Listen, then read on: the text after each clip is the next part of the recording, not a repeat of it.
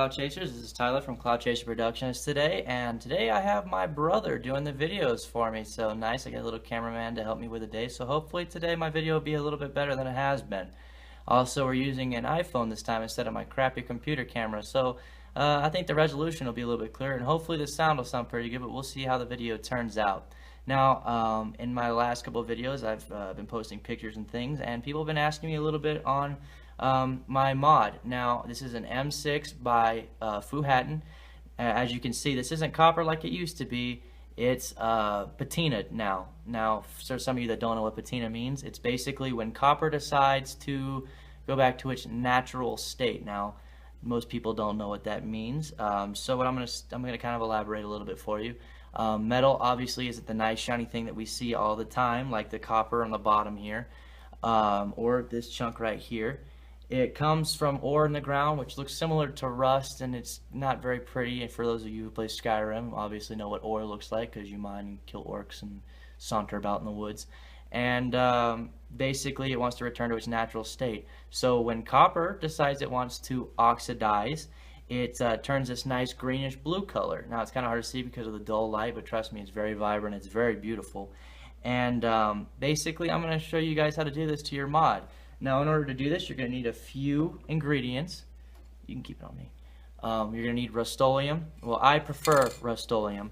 It's the crystal clear enamel. You're going to need a clear enamel, whatever it is. It gives it a nice glossy shine. You're also going to need some fingernail polish. Now, black's the best, in my opinion. It helps let you know where it's at. And some of you are wondering why the hell I have fingernail polish when I'm a 20-year-old man. I'll elaborate on that shortly, I promise. It's not to do my nails.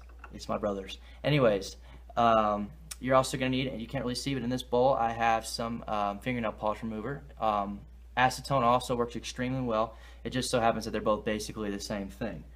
You're also going to need some electrical tape, and you're going to need a spray bottle, and in the spray bottle is some ammonia. Now, some of you are wondering where the hell you can buy ammonia. Well, ammonia is for sale at Walmart for 98 cents for a gallon. It's super cheap. Be careful. It's extremely dangerous to breathe in and to ingest, so don't drink it, and just make sure you wear your proper protection. I don't have any more rubber gloves. I accidentally ripped my last pair, so I will be doing this the unsafe method. Please forgive me, and again, don't try this at home.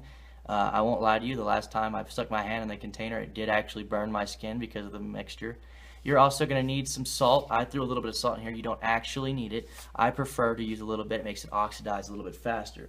Now, what you're first going to do is you're going to take some electrical tape, and you're going to fill the inside of your tube with this. Okay, now this is copper, and what this does is it prevents the inside from getting the corrosion on the inside, the oxidization, which is not very good, especially on your threads. I will not lie, I didn't have the tape put on there as good as I thought I did on this, and on the inside of this there's a little bit. It doesn't harm anything, but in the long run it might cause some problems, and I might have to clean the inside out, which is going to be a huge pain in the ass. And then what you're going to do is you're going to grab some sandpaper, like this right here, and you're going to tear off a little piece of it, and you're going to start to slightly polish the outside of your copper, just till you scratch up the surface, because most of the time, these are clones. Obviously, I would never do this to a Sir Lancelot authentic. And what you're going to do is you're going to scratch up the outside. I don't know if you can really see, but to the point where it's kind of got that nice reflective. I'm using 220 grit. It's a little rough, a little coarse, but it gets the job done. You can always use a little bit less. You can use Scotch-Brite if that's really your thing. If you have some of that laying around, I encourage you guys to use what you have laying around the house, because I know from Better Than Most that a lot of people can't really afford to get some of this stuff. All the ingredients I needed to get this actually cost me less than $15. It was my last $15, but I'll be damned if I let somebody else do this video before I get a chance to in my group. So I figured that on the behalf of Cloud Chaser Productions, I would do this. Now, as you can see, I kind of went ahead a little bit. I just pulled this guy out of the bath, and you can see by the brilliant blue that's on there that it seems like it's been in there for a while, right, from the corrosion. And actually, it was only in there for 25 minutes. I've been timing it. Now, thanks to the ammonia that's in there, it definitely helps it get in there faster. I also mixed some sea salt in with the ammonia bath, which caused it to oxidize a little bit faster. The salt, obviously, in the air makes it do that. That's why the Statue of Liberty is green when it was actually made of copper in the first place. Now, this is a solid chunk. There's nothing to, no decals or anything on there that I want to save, so I don't need the fingernail polish. But as you can see on this, by the stars and the FU for Fuhattan on the bottom and everything that goes around, I actually coated those with the black nail polish and let it dry. Now, since these are recessed, it soaked in and it dried, obviously, and then I sanded back over it while it was still copper before it patinaed, and what that did was it kind of left a little black mark in there. It looks really cool. Actually, as you can see by the black bands that are on here, those were originally copper, and I filled that in with the black nail polish. And what that does is it prevents it from corroding. So now whenever I take and clean that out with some fingernail polish remover, it's going to leave it a nice copper ring all the way around, and it's going to look really pretty. I'll show you shortly when I'm done with this. And what you're going to do now is, since this is done, you're going to follow me outside. I'll show you my setup, and we're going to check this out. So I'll show you guys how this is going to be done. So as you can see by these areas here, the really glossy ones, the kind of blotches and things, that's where the mustard was. So what I'm going to do is I'm going to take some mustard and I'm going to put it on a Q-tip. Well, actually, I'm going to put it on a piece of paper like this. And you're going to dip a Q-tip in it, right? You're going to need some Q-tips, and you're going to blotch it on like this. Now the areas where the mustard is, it's going to kind of protect. If you have any special decals that you want to put in, feel free to do that. Lay some electrical tape over it and kind of do your own thing. I'm just going to kind of do something like that. All right, and now we're going to grab our squirt bottle and we're going to head on outside. And I'm going to show you guys. Now remember, do this in a very well ventilated area. Ammonia is dangerous and toxic if inhaled at very large quantities, and never ever let it come in contact with any acid, because at that point it becomes even more toxic and it can be extremely fatal. So remember that. Make sure you go in a very well ventilated area. I approve of using gloves and possibly a face mask if you have it. And I'm not talking a dust mask. I'm talking a respirator if you have it. Now, I know most of you people don't have one. I have one. I'm not going to be using one because I'm in a very well ventilated area. So if you follow me outside, I kind of stole my friend's whey container for his protein powder. If you'll come down here and check this out real quick. Now I'm going to use my phone's flashlight to kind of show you guys in there. There is a very nasty looking goo in there. It turns out that it's ammonia and salt. What I'm going to do is I'm going to kind of shake it up a little bit, get it going in there a little bit. And as you can also see, I have this not safety wire, I apologize, my 22 gauge Canthol that's been taped to the sides on both sides. And I'm going to stick this guy in here like this, suspend him. Do not let him touch the actual liquid. Now, as I said earlier, make sure you are wearing gloves and proper protective equipment, because this does actually hurt to stick my hand in here because of the chemicals. I also have a bunch of cuts and stuff on my skin, so that might have something to do with it. And as you can see, I taped it so it doesn't fall in there. And as you can also see, it's just hovering above everything else. Now, I've seen people that have been using cotton on both sides to kind of soak up the moisture, keep it up there. But I don't like to use that. I do take my squirt bottle and I'm going to start spraying it. Now, you don't have to do it very much, but you'll see that the mustard starts to turn a orange color, dark orange, more so than regular. So what that's going to do is it's going to kind of start taking care of that, and you can actually kind of see it a little bit now. It's already starting to turn a very light blue. Now we're going to come back in a little bit and we'll show you guys how this is done, but I'm going to go ahead back into the house and I'm going to show you guys. You can see by the black bands and everything that I still haven't cleaned it. It also has the Excalibur sword on the front from Sir Lancelot, although Lancelot didn't have Excalibur, that was King Arthur. I just like to call it Excalibur, it sounds cool. And as you can see, I kind of put a little bit of black in there. It wasn't a very deep etching, and since it's a clone, I'm not too upset that it's going to get destroyed if it doesn't come on. Oh well. What I'm going to do now is I'm going to take it, and I'm going to kind of take a Q-tip, dip it in the acetone or the fingernail polish remover, and I'm going to start to rub on it. Now this is going to start taking off the fingernail polish, and it might take a little bit. Do not worry about rubbing off the patina now. By this point it's usually pretty dry and you don't have to worry about it so much, but you definitely want to get those black rings out of there. And as you can see, it's starting to come out, and it's still the nice shiny copper that it was before I started the whole process.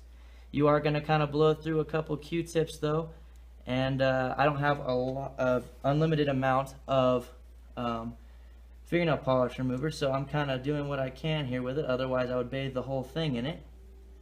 But as you can see, it is slowly but surely coming off of there, and it looks very, very nice. Now it'll start to kind of turn a little bit brown as it goes, simply because now it's been scratched up and the air is allowed to oxidize it a little bit. So the faster you move, the better.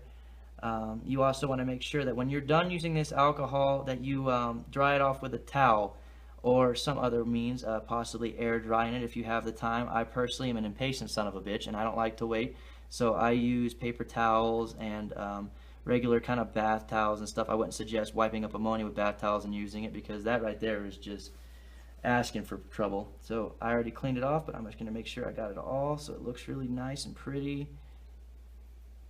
Alright, so now as you can see, I've got the nice silver or copper bands there, and it looks quite nice so far. And now for the last step of this, before we go, I'm going to show you guys how to clear coat. Now I find that I like a little bit thicker coats. On this you can't really tell, it's got a really nice shiny gloss.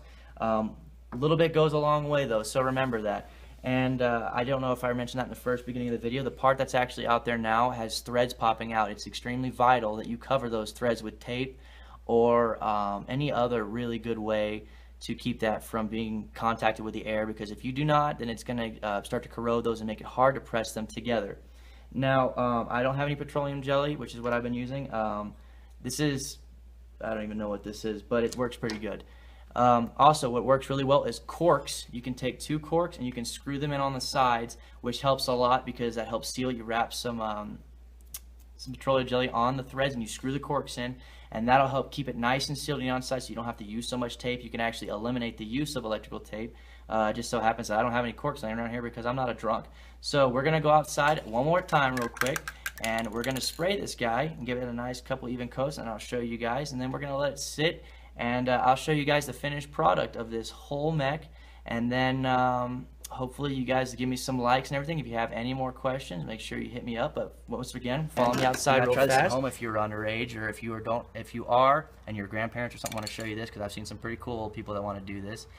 Make sure that you have the appropriate supervision, and that you're not illegally buying these chemicals and things, because again, that's wrong. It's against the law, and I don't condone such behavior. Now, again, I would have a glove on if I had one.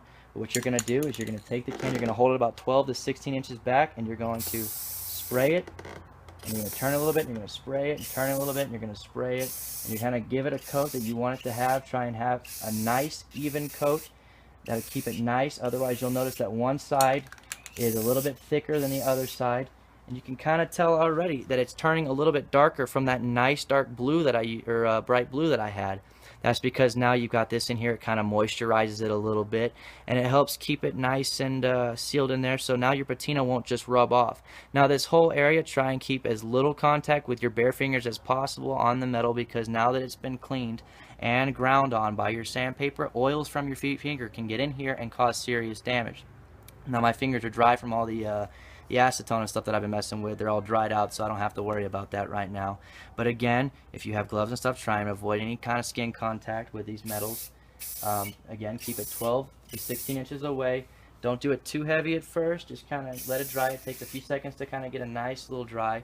And then after that, it takes about 15 to 30 minutes to get a nice hard dry.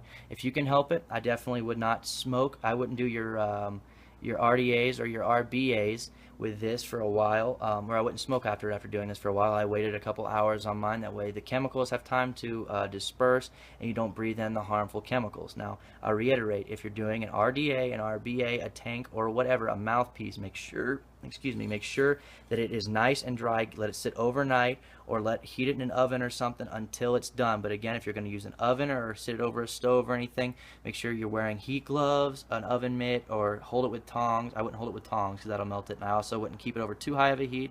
But this is how it's going to look. It's nice, evenly coated. It's got the little blotches from the mustard. The bars and everything are on there. And as you can kind of tell from inside of the container here, let's see how this guy's doing. Look at that. It is already turning blue. This video is not even 15 minutes long, and the patina is already starting to set up on this. That is because the ammonia and the salt in the air in there is causing it to do that. So what we're going to do is we're going to take it and we're going to flip it to the bottom side, and we're going to let that kind of sit for a little bit. I don't have my spray on me, but I'll come back in a minute and spray it, and I'm going to let it sit for about another 15 minutes, and then I'll be back to show you guys how to finish this up and what the finished product now we're back outside again real quick to show you the final product, or the look of the last little bit of the other piece of the Sir Lancelot.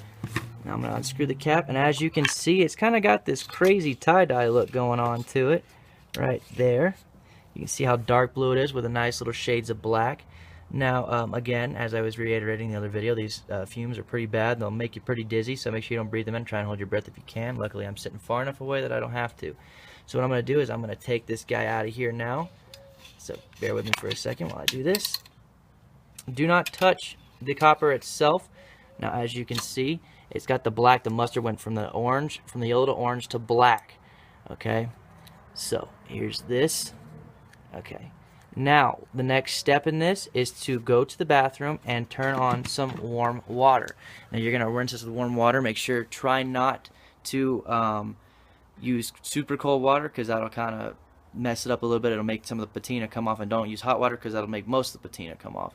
Just lukewarm water. Now make sure that that's extremely important, and whenever you're rubbing this, gently rub it. Don't use your fingers super brute strength. You want to just barely rub it so that it comes off. It wants to be nice and smooth. It's got some nice hues going on there. Test it, make sure the water's a little warm. And you're going to gently, very, very gently wipe it off. Very, very carefully. You can use your bare fingers for this. It won't hurt anything.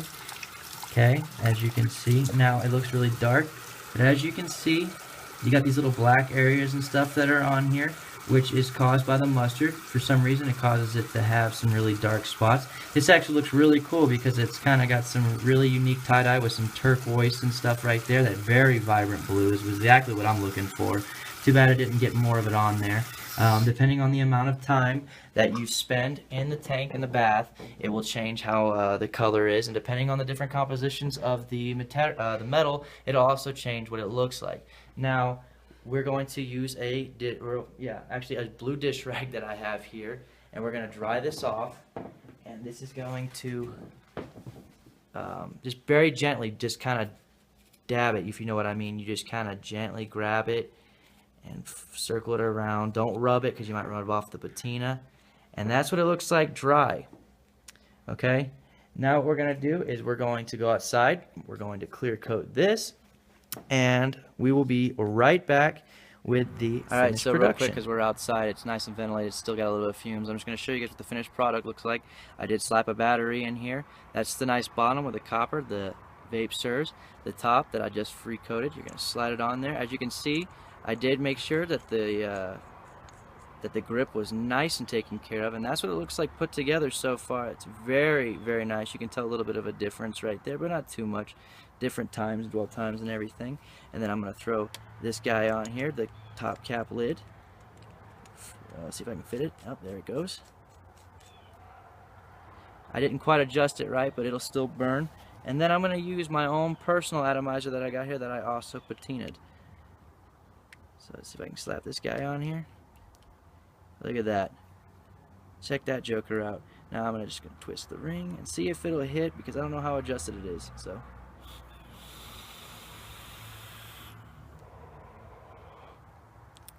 now as you can see, obviously doing the patina, if you've done correctly, will not harm anything on the inside of the tube or anything. It's very, very pretty, very durable, and with a top coat, it'll definitely make sure that it doesn't tarnish or get scratched up or anything. Very easy. It's kind of a protective layer. And if you guys are really curious about it, if you decide you don't like your patina, all it takes is a little bit of sandpaper, and you can just rub it right off. You rub the clear coat off first, and then you rub the patina off, and it'll be right back to the standard copper that it was before, as long as there's indents. Now if there's a painted surface on there, I'm not liable for anything that gets scratched off, remember that. So this is what it looks like, guys. This is the patina. This is my patina tutorial. And if you guys have any more questions, make sure you post on my video. Feel free to ask on my YouTube or Facebook. Sorry about that. He's reminding me of some stuff. I'm kind of spacing. We do have t-shirts on the way also. We'll be selling a few of them once we get some more likers on my Facebook page and some likes on my YouTube channel. Both are Cloud Chaser Productions, so make sure you give those a check. And the t-shirts are going to be sweet, man. They're gonna, from the designers, we're in contact with several designers, and we're making these. We're paying a lot of money for these shirts, so if you guys want one, make sure you hit us up. It's going to be really awesome. I'm giving away an IPv3 after 100 likes on my Facebook page, so make sure you check that out. It's going to be raffled off. It goes up to 165 watts because it's been updated. I'm sure you guys already know this from a previous video that I've done. And as always, live long and vape on.